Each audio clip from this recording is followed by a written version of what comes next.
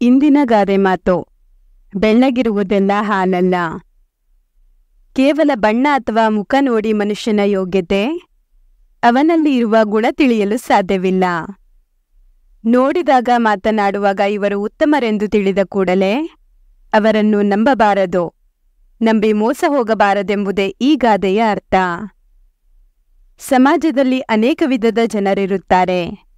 ಎಲ್ಲರೂ ಒಳ್ಳೆಯವರಲ್ಲ, ಎಲ್ಲರೂ ಕೆಟ್ಟವರಲ್ಲ.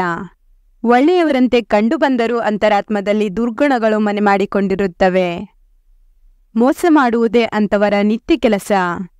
ಆದ್ದರಿಂದ ತಾಳ್ಮೆಯಿಂದ ವ್ಯಕ್ತಿಗಳನ್ನು ಹಲವು ಬಾರಿ ಪರೀಕ್ಷಿಸಿ ಅವರನ್ನು ನಂಬಬಹುದು. ಅವರಿಂದ ಮೋಸ ವಂಚನೆ ಆಗಲಾರದೆಂದು ಪೂರ್ಣವಾಗಿ ತಿಳಿದು ಅಂತಹ ವ್ಯಕ್ತಿಗಳ ಜೊತೆ ವ್ಯವಹಾರ ಸ್ನೇಹ ಮುಂದುವರೆಸಬಹುದು.